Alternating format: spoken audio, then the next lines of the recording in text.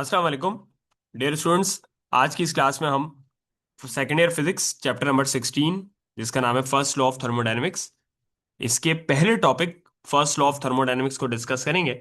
और अगर आपने इससे पहला वाला मेरा लेक्चर नहीं देखा तो उसको देख लें, जिसमें मैंने थर्मोडायनेमिक्स की बेसिक्स को डिस्कस किया है और ये समझाया है कि थर्मोडायनेमिक्स क्या होती है, सिस्टम क्या होता है, सिस्टम की कितनी टाइप्स होती हैं और हीट इंजन किसे कहते हैं। तो पिछले लेक्चर से हीट इंजन का कॉन्सेप्ट बहुत ज्यादा इंपॉर्टेंट है। अगर आपको वो कॉन्सेप्ट समझ आएगा तो इस लेक्चर में जो सिस्टम हम डिस्कस करेंगे और जिस तरह से उसकी मूवमेंट को डिस्कस करेंगे वो बात आपको इंशाल्लाह समझ आएगी।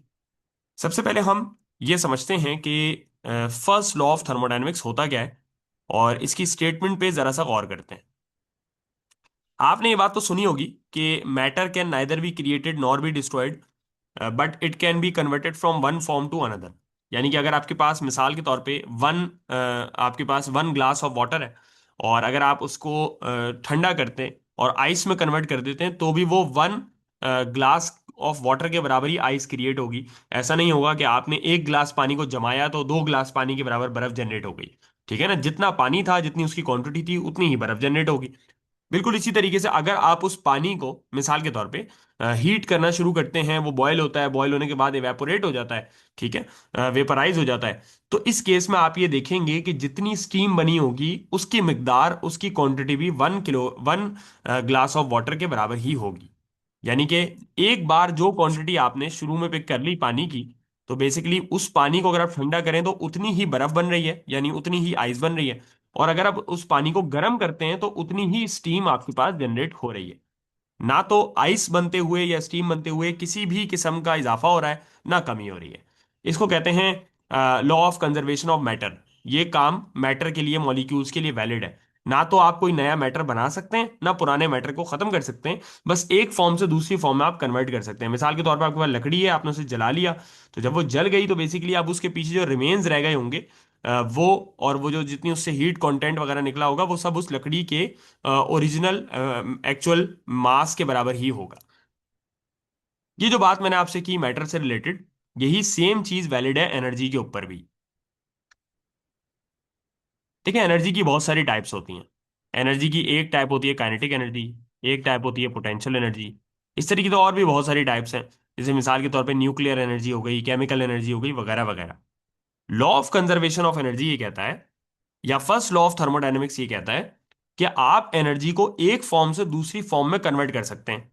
बिल्कुल कर सकते हैं। ये बात हम रोजमर्रा की बुनियाद पे देखते हैं कि हमारे घर पे इलेक्ट्रिकल एनर्जी आ रही होती है, जिसको जब हम बल्ब को इनपुट देते हैं तो वो हमें लाइट एनर्जी प्रोवाइड करता है। अगर उसी इलेक्ट्रिकल एनर्जी को हम किसी स्पीकर को इनपुट दे दें, साउंड सिस्टम को इनपुट दे दें, तो साउंड सिस्टम हमें साउंड एनर्जी देगा। अगर हम उसी इलेक्ट्रिकल एनर्जी को किसी हीटर को दे दें तो हीटर या गीजर हमें हीट एनर्जी प्रोवाइड करेगा। तो हमारे आसपास, हमारी सराउंडिंग में एनर्जी का एक फॉर्म से दूसरी फॉर्म में कन्वर्जन हमें रोजमर्रा की बुनियाद पे रूटीन में नजर आ रहा होता है। ये बात है जो कि हमें कहता है फर्स्ट लॉ ऑफ थर्मोडायनेमिक्स, कि आप एनर्जी को एक फॉर्म से दूसरी फॉर्म में कन्वर्ट कर सकते हैं। अगर हम थर्मोडायनेमिक्स के हिसाब से बात करें तो यहां पर जिस एनर्जी की बात की जा रही है, यानी थर्मोडायनेमिक्स में फर्स्ट लॉ ऑफ थर्मोडायनेमिक्स जिस एनर्जी की बात कर रहा है स्पेशली, वो है हीट एनर्जी की। और वो ये कह रहा है कि हीट एनर्जी को कन्वर्ट कर सकते हैं वर्क के अंदर, यानी कि मैकेनिकल एनर्जी के अंदर, मूवमेंट के अंदर। वर्क का मतलब यहां पे उसकी मुराद है मूवमेंट। वो ये कहता है फर्स्ट ऑफ थर्मोडायनेमिक्स की हीट एनर्जी को वर्क में कन्वर्ट कर सकते हैं और वर्क को वापस हीट एनर्जी में कन्वर्ट कर सकते हैं। ये स्टेटमेंट है फर्स्ट लॉ ऑफ थर्मोडायनेमिक्स की। यानी कि अगर हम दोबारा चलें किसी हीट इंजन के ऊपर, जिसका कॉन्सेप्ट हमने पिछली क्लास में देखा था, तो ये वो हीट इंजन है जिसको मैंने यहाँ रफली बनाया है आपके सामने। आप ये बात जानते हैं कि हीट इंजन की तीन साइड जो होती हैं वो इंसुलेटेड होती हैं। ये दो साइड मैंने बनाई हैं, दोनों इंसुलेटेड है। और फिर एक इसके ऊपर मूवेबल टॉप होता है, इसकी छत जो होती है वो मूवेबल होती है, ये भी इंसुलेटेड है। और आपको पता है इसके अंदर गैस के मॉलिक्यूल्स होते हैं, तो ये आ गए अंदर गैस के मॉलिक्यूल्स। इन गैस के मॉलिक्यूल्स की अभी जो एनर्जी है उसको हम कहते हैं इंटरनल एनर्जी, और वो यू कहलाती है, डेल्टा यू। और अगर हम इसको बाहर से कोई एनर्जी प्रोवाइड करें तो वो एनर्जी कहलाएगी हीट एनर्जी, डेल्टा क्यू। ये हीट एनर्जी है और ये इसकी इंटरनल एनर्जी। अब बात को समझिएगा बेटा, चार पांच बातें हैं लेकिन उन्हें आपने एक दूसरे के साथ कनेक्ट करना है। फर्स्ट लॉ ऑफ थर्मोडायनेमिक्स के हिसाब से हीट एनर्जी को कन्वर्ट किया जा सकता है वर्क में, यानी कि मूवमेंट में, मैकेनिकल एनर्जी में, और मैकेनिकल एनर्जी को वापस कन्वर्ट किया जा सकता है हीट के अंदर। अब अगर हम इस हीट इंजन के हिसाब से देखें, तो जो हीट एनर्जी मैं इसको दूंगा, नीचे से इसको जो भी हीट एनर्जी प्रोवाइड की जाएगी इसकी बेस से, जैसे ही वो हीट एनर्जी अंदर के मॉलिक्यूल्स को मिलेगी, तो मॉलिक्यूल्स की इंटरनल एनर्जी कम हो जाएगी या बढ़ जाएगी? जी बढ़ जाएगी। मॉलिक्यूल्स के पास एनर्जी ज्यादा आ जाएगी। और ऐसे केस में जब उनके पास एनर्जी का लेवल ज्यादा हो जाएगा, तो क्या वो रुके रहेंगे, या हल्के हल्के मूव करेंगे, या तेज मूव करेंगे? तो बेसिकली वो बहुत तेज मूव करेंगे एनर्जी को लेने के बाद। जब वो तेज मूव करेंगे तो ऑब्वियस सी बात है वो एक दूसरे के साथ भी टकराएंगे, और वो जो इस सिस्टम की दीवारें हैं इनके साथ भी टकराएंगे। और जब वो इस सिस्टम की दीवारों के साथ टकराएंगे, तो वो तीन दीवारों को तो मूव नहीं करा पाएंगे। मैं बात कर रहा हूं ये पहली, ये दूसरी और ये तीसरी, इन तीन दीवारों को तो वो मूव नहीं करा पाएंगे।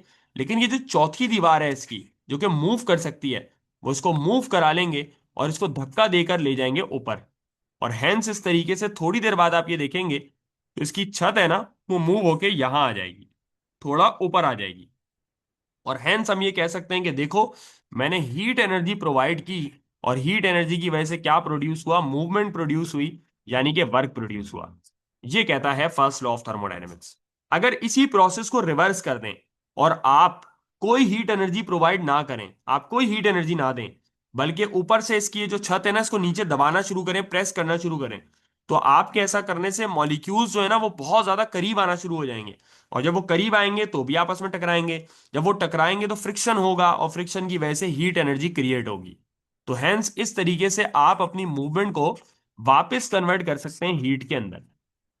तो ये है फर्स्ट लॉ ऑफ थर्मोडायनेमिक्स। इसको समझने से पहले हमें ये कॉन्सेप्ट होना जरूरी था कि यही कॉन्सेप्ट मैटर के लिए भी होता है, और यही सेम कॉन्सेप्ट एनर्जी के लिए भी है। एनर्जी के लिए ये कहलाता है law of conservation of energy. लेकिन जब हम law of conservation of energy में खाली हीट और वर्क की बात करते हैं, तो ये बन जाता है फर्स्ट लॉ ऑफ थर्मोडायनेमिक्स। ठीक है।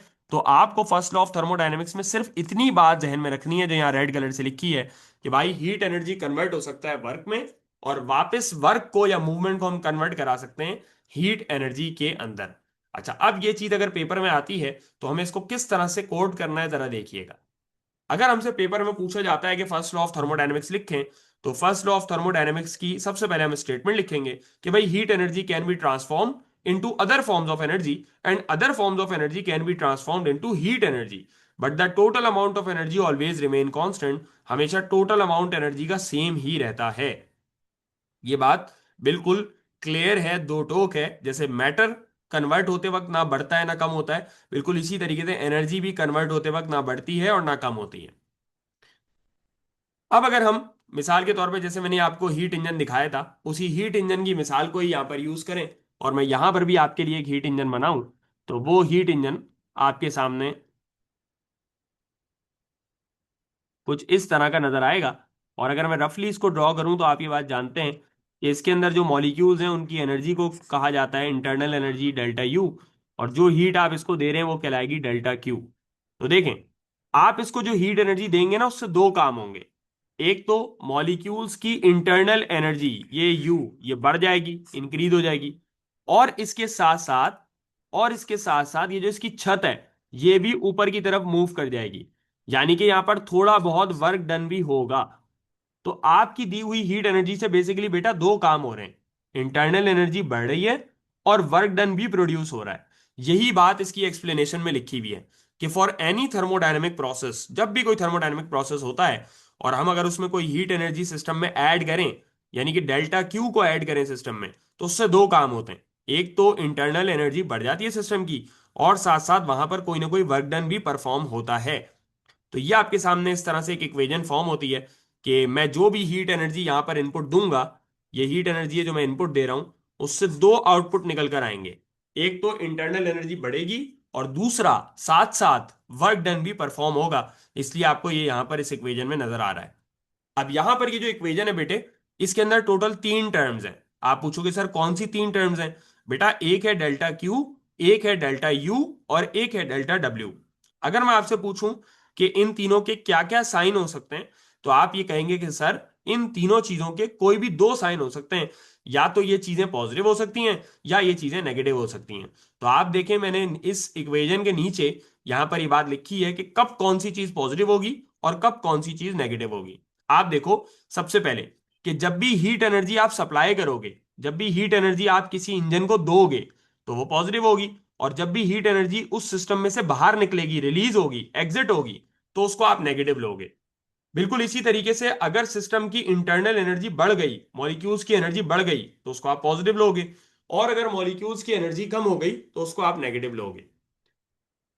पांचवी बात यह है कि अगर सिस्टम के मॉलिक्यूल्स ने सिस्टम की छत को ऊपर मूव करा दिया, तो हम ये कहेंगे कि यहां पर वर्क डन हुआ है, और ये वर्क डन यानी कि डब्ल्यू की वैल्यू को पॉजिटिव लिया जाएगा। और अगर मिसाल के तौर पे आपने अपने हाथ से एक्सटर्नली इस सिस्टम की छत को मूव कराया, तो ऐसे केस में हम कहेंगे कि वर्क डन की वैल्यू नेगेटिव है, या डेल्टा डब्ल्यू को आप नेगेटिव लेंगे। तो पेपर में अगर ये सवाल आता है तो आपने फर्स्ट लॉ ऑफ थर्मोडायनेमिक्स में यहां तक इसको कोट करना है और ये जवाब इसका मुकम्मल हो जाएगा। तो आई होप आपको ये लेक्चर समझ आया होगा। और इसमें किसी किस्म की कोई कंफ्यूजन हो तो आप मुझसे नीचे कमेंट में पूछ सकते हैं। किसी और टॉपिक पर अगर आपको लेक्चर चाहिए वो भी नीचे कमेंट में पूछ सकते हैं। अगर आप ये जो आपको स्क्रीन पे नजर आने वाले नोट्स आपको चाहिए हों, तो ये बेसिकली मेरी गाइड बुक है, जो कि सेकेंड ईयर फिजिक्स के स्टूडेंट्स के लिए है। या आप नीचे डिस्क्रिप्शन में लिंक मौजूद है, वहां से इसको देख सकते हैं। और अगर आप इन क्लासेस का पार्ट बनना चाहते हैं, तो ये क्लासेस रेजोनेंस के प्लेटफॉर्म पे ऑनलाइन डिलीवर की जाती हैं, जिसमें 9 से लेकर सेकेंड ईयर तक के तमाम कोर्सेज और इसके अलावा एमडी कैट और ई कैट की तैयारी कराई जाती है, जिसको आप घर बैठे अपनी सहूलत के साथ रिकॉर्डेड लेक्चर्स की फैसिलिटी के साथ इसको अवेल कर सकते हैं। सी यू इंशाल्लाह इन द नेक्स्ट क्लास।